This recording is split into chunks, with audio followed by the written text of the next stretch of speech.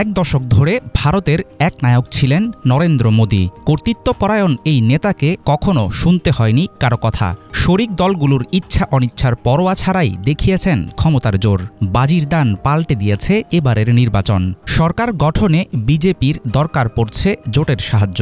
সংখ্যাগরিষ্ঠতার শক্তিতে ক্ষমতায় থাকা মোদী কি পারবেন কোয়ালিশন সরকার সামলাতে? মিত্রদের দর কষাকষির খেলায় টিকে থাকার সক্ষমতা কি তার আছে? সবকিছু ঠিক থাকলে তৃতীয় মেয়াদে সরকার গঠন করবে বিজেপি। অন্যদিকে বিরোধী পক্ষে শক্তিশালী অবস্থানে থাকবে কংগ্রেস। তুলনামূলক দুর্বল জোট ও ঝুলন্ত পার্লামেন্ট নিয়ে প্রধানমন্ত্রীর পদে বসবেন নরেন্দ্র মোদী। বিগত দিনগুলোতে কোনো সিদ্ধান্ত গ্রহণ কিংবা কোনো আইন পাশের ক্ষেত্রে শরিক দলগুলোর ইচ্ছা অনিচ্ছার ধার ধারতে হয়নি বিজেপিকে। কিন্তু জোট সরকার টিকিয়ে রাখতে মিত্রদের মতামতের গুরুত্ব দিতে বাধ্য হবেন মোদী। মোদির সামনে অন্য কোনো বিকল্প নেই। গত 10 বছর ধরে তিনি যেভাবে সরকার চালিয়েছেন, যেমন আচরণ করেছেন, এখনও সেরকম থাকলে তাকে সরকারের দপ্তর ছাড়তে হবে। মোদির ব্যক্তিত্ব পরিবর্তন করে আরও নম্র হতে হবে। অন্যদের সাথে মন খুলে কাজ করার মতো মানসিকতা তৈরি করতে হবে। অবশ্য মোদির চরিত্রে এমন কিছু আমরা কখনো দেখিনি। তিনি এখন একরকম পরাজিত ব্যক্তি। তার আগের সেই পাওয়ার আর নেই। এবার দেখা যাবে একজন নেতার কোন কোন বৈশিষ্ট্য মোদির ভেতরে বাকি আছে। ভোটের আগে আত্মবিশ্বাসে ভরপুর ছিল নরেন্দ্র মোদীর দল। 400 আসনের লক্ষ্যে আটঘাট বেঁধেই নেমেছিল নির্বাচনী প্রচারণায়। কিন্তু ফলাফলে দেখা গেল 250-র নিচে আটকে গেছে বিজেপির আসন সংখ্যা। এমন কিছু হয়তো দলটির কল্পনাতেও ছিল না।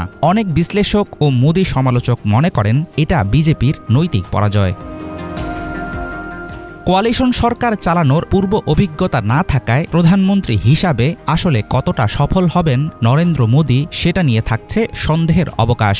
আগামী 5 বছরে শুধু নীতি নির্ধারণের ক্ষেত্রে নয়, সরকার পরিচালনার বিভিন্ন পর্যায়ে বাধাগ্রস্ত হবে মোদীর প্রভাব। মার খেয়ে যাবে বিজেপির খেয়ালখুশির রাজত্ব। গত এক দশকে ভারতের অর্থনীতি চূড়ান্ত বেহাল দশায় না পৌঁছালেও প্রকৃত অর্থে ভালো নেই। চাল, ডাল, আটা, তরিতরকারি থেকে শুরু করে নিত্য প্রয়োজনীয় পণ্য আগুন হয়ে আছে জিনিসপত্রের দাম। রেকর্ড ছুঁয়েছে বেকারত্বের হার। তরুণদের কর্মসংস্থানের অভাব আর চাকরির হাহাকার আগামীতেও ভোগাবে ক্ষমতায় আসা নতুন সরকারকে। 1998 থেকে 2004 সাল তৎকালীন প্রধানমন্ত্রী অটল বিহারী বাজপেয়ীর নেতৃত্বে সফলভাবে কোয়ালিশন সরকার পরিচালনা করে বিজেপি।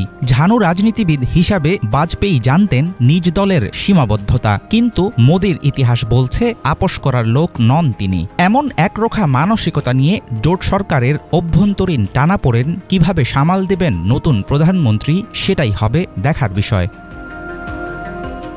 হাফিজুল ইসলাম, বাংলা ভিশন।